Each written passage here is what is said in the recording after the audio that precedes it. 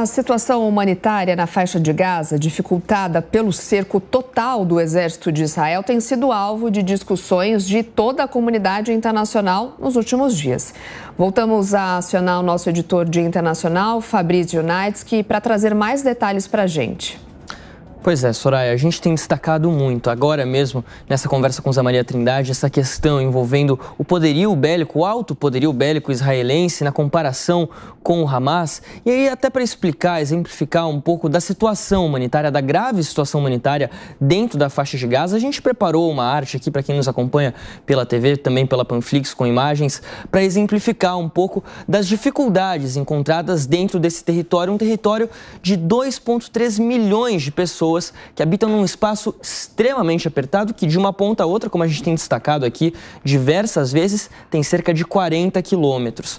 Então, olha só, para começar falando da taxa de pobreza, desses 2,3 milhões de pessoas, 81% deles está sob o limite da pobreza, de acordo com os dados do governo palestino, da autoridade palestina. Além disso, a ajuda humanitária, muito destacada nesses últimos dias. Segundo a ONU e também o Centro Palestino de Estatísticas, 58% da população precisa de ajuda humanitária. E aí, falando especificamente sobre isso, a gente tem escutado a comunidade internacional praticamente inteira, em peso, falando da necessidade de corredores humanitários, da chegada de ajuda humanitária, aviões sendo enviados para o Egito. Ontem mesmo, a presidente da Comissão Europeia, Ursula von der Leyen, anunciou que a União Europeia vai triplicar o valor da ajuda humanitária enviada para a faixa de Gaza. Esse valor vai chegar a 75 milhões de euros, pouco mais de 400 milhões de reais, então um valor triplicado pela União Europeia, que, importante a gente frisar aqui, não apoia o Hamas e garante, diz que Israel tem sim esse direito de retaliação, esse direito de se defender, mas que tem destacado com muita ênfase a questão da ajuda humanitária e, por isso, está, assim, triplicando o valor dessa ajuda enviada ao território palestino. Outro ponto importante que a gente mostra aqui, o número de leitos por 1.000 habitantes, 1,3 leitos em hospitais para cada 1.000 habitantes da faixa de Gaza. E isso a gente pode imaginar, Soraya, é importante ressaltar também, que os hospitais, neste momento, por toda a faixa de Gaza, estão superlotados, tanto na cidade de Gaza, mais ao norte, quanto também em Khan Yunis, onde já são registrados também ataques israelenses por via aérea. Então, esses hospitais estão nesse momento com diversos idosos, recém-nascidos, sem vagas e também com uma dificuldade muito grande por conta do cerco total que a gente destacou também, de se manter ativos, porque falta eletricidade, falta combustível para os geradores de energia e faltam suprimentos, faltam medicamentos. Aí a gente volta numa outra questão, a da densidade populacional. A faixa de Gaza é uma das áreas mais populadas, do mundo. E aliás, Fabrício, eu vou te interromper porque a gente tem essa imagem ao vivo, para quem está nos assistindo na TV e na Panflix, de mais um bombardeio na faixa de Gaza. Uma forte coluna de fumaça já se ergue, uma alta coluna, inclusive, e no indício de que podem ser já bombardeios israelenses depois daquele período de trégua, de 3 horas que houve durante a madrugada aqui no Brasil.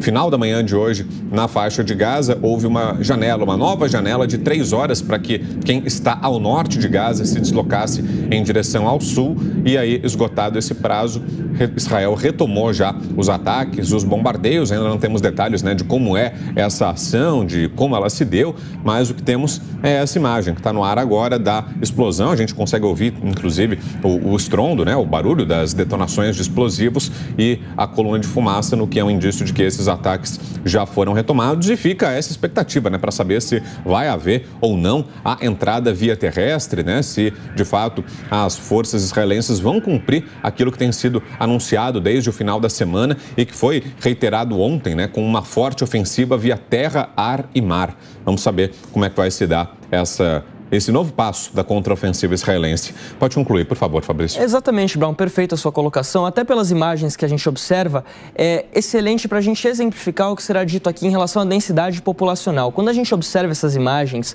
da cidade de Gaza, um amontoado de prédios altos, inclusive, onde vivem mais de 1 milhão de pessoas na cidade de Gaza e no entorno, ali nas cidades mais ao norte da faixa de Gaza, que fazem fronteira ali com a cidade de Ashkelon, em Israel, para se ter noção. Então, falando exatamente de números, a média de densidade populacional na faixa de Gaza é de 6.000 pessoas por quilômetro quadrado. Esse é um número considerado altíssimo, entre os maiores do mundo. Para se ter comparação, Mônaco, que é uma região na Europa, ali entre a França e a Itália, extremamente rica, mas extremamente apertada, tem 25.000 pessoas por quilômetro quadrado.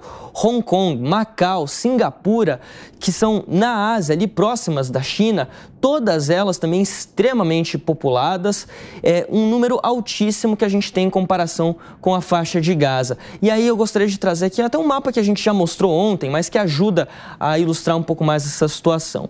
Aqui a gente consegue ver bem como é espalhada a população pela faixa de Gaza. A principal fatia da população, mais da metade da população, está justamente ao norte, que é onde Israel ordenou a evacuação dessas pessoas em direção ao sul. Justamente aqui em Gaza, na cidade, o pedaço chamado ali de Gaza e também norte de Gaza, onde vivem mais de 9.000 pessoas por quilômetro quadrado. Isso dificulta muito esse deslocamento, essa evacuação que foi ordenada pelo exército de Israel em direção ao sul, que a gente tem falado aqui repetidamente, inclusive, como você destacou também, Brown, com o governo, com o exército israelense abrindo mais uma janela para que essas pessoas possam se deslocar em direção ao sul, porque é um movimento muito intenso, muita gente em apenas uma estrada, mais de 1 milhão de pessoas precisando se deslocar por apenas uma via terrestre em direção ao sul desse território palestino, Brown. Perfeito, a gente segue acompanhando. Obrigado mais uma vez, Fabrício, pelas informações. O mapa que o Fabrício trouxe ilustra pra gente essa situação, né? O drama, né, que vive essa região norte da faixa de Gaza, né? Que, como a gente vê também nas imagens, né? É uma região altamente, densamente habitada, né? Há muitos prédios, construções bastante altas, né? Inclusive essa região que foi alvo desse último bombardeio que a nossa câmera flagrou há pouco, né? É uma região com muitos prédios, né? Prédios altos e a gente vê e pode imaginar a dificuldade logística, né? Que foi essa remoção das pessoas que estão nessa área, né? Que receberam da noite para o dia essa ordem para sair de casa e seguir em direção ao sul. Para além disso, né? Para além dessa dificuldade natural que haveria, né, de deixar tudo para trás e seguir em direção ao sul, há relatos também de que o próprio Hamas estaria dificultando, né, Soraya, essa operação, esse deslocamento, né, e que rodovias estariam comprometidas, né? É exatamente isso, Brown. Aproveitando o que você está dizendo justamente em relação a isso. Segundo o exército de Israel, nessa madrugada, o Hamas colocou caminhões, atravessou caminhões nessa ligação do norte de Gaza com o sul do território, justamente para dificultar essa passagem da população. Há esse temor de que o Hamas possa usar a população da cidade de Gaza como escudo humano diante dessa invasão, essa iminente ofensiva israelense, ampla ofensiva israelense que tem sido dita que deve acontecer por terra, por ar e por mar.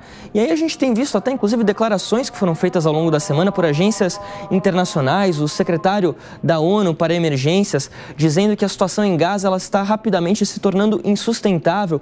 Também a organização, a Agência da ONU para Refugiados Palestinos, dizendo que neste momento Gaza é como um pedaço do inferno. Essa é a expressão que a ONU tem utilizado para descrever a situação humanitária na região.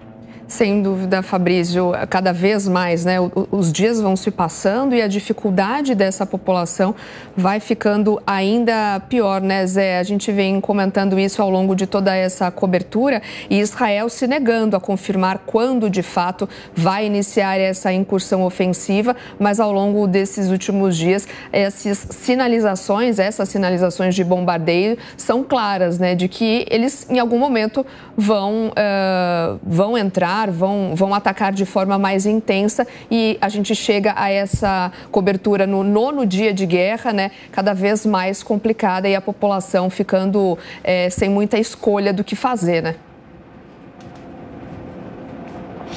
Olha, Soraya, quando os Estados Unidos invadiram o Iraque, a gente viu pela primeira vez uma guerra ao vivo. Né? A gente viu a chegada dos americanos no Iraque, tudo ao vivo e assustou o mundo. E agora a gente vê assim, uma guerra ao vivo com mais naturalidade diante do desenvolvimento dos meios de comunicação, mas principalmente os relatos que não apareciam em outras guerras. E neste caso aí da faixa de Gaza, chegam relatos aí de moradores e de estrangeiros que estão na região falando em colapso total. São cidades que estão cheias, as cidades próximas às fronteiras, cheias, sem nenhuma infraestrutura, sem nenhuma possibilidade de alimentação, várias famílias morando sobre o mesmo teto, numa casa pequena, 5 famílias numa mesma casa, e todos desesperados. E principalmente com essa incerteza, né? Famílias e tal, e a possibilidade dos terroristas do Hamas sequestrarem esses estrangeiros e colocá-los como escudos humanos, né? Colocá-los como escudos, principalmente nesses túneis. Então, além da dificuldade física de alimentação, de energia, de transporte, você imagina o grau de pressão que essas pessoas estão sofrendo, né, sobre a possibilidade de tragédias e tragédias pessoais e familiares, que essa tragédia geral já está colocada, né?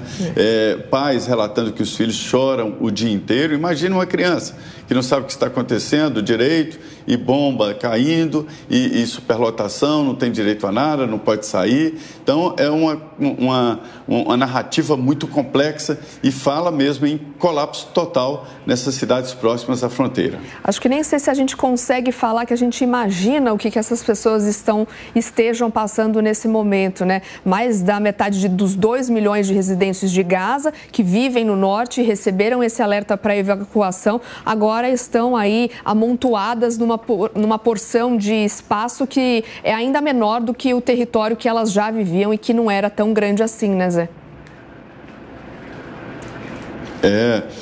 E pessoas, e relatos, né? A gente está tendo acesso aqui, as pessoas ficam mandando muitos relatos de pessoas que saíram e não encontraram nada, não tem alimentação, não tem pão, não tem nada, não tem energia para carregar o celular, e todos se viram quando tem uma fonte, um gerador, uma fonte de energia, todos ficam tentando carregar o celular. Quando alguém sai de casa para alguma providência, comprar alguma coisa, todos ficam muito apreensivos quando demoram.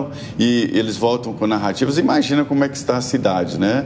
Saques, enfim, há um colapso geral na faixa de Gaza. Não há nenhum outro caminho a não ser uma ocupação de Israel. Até agora, Israel não disse claramente o que vai fazer. Não há outro caminho. É como eu citei lá o Iraque, que os Estados Unidos ocuparam o Iraque, tem que ocupar. Ocupar, resolver, e ninguém sabe o que fazer com o pessoal da faixa de Gaza. Nem todos torcem por Israel. Aliás, a autoridade islâmica lá está em baixa, né? Perde se tiver uma eleição contra o grupo Hamas, para se ter uma ideia. Então, o Israel vai chegar a encontrar uma situação muito adversa, além, evidentemente, das dificuldades físicas e de guerra, vai encontrar uma população contra Israel.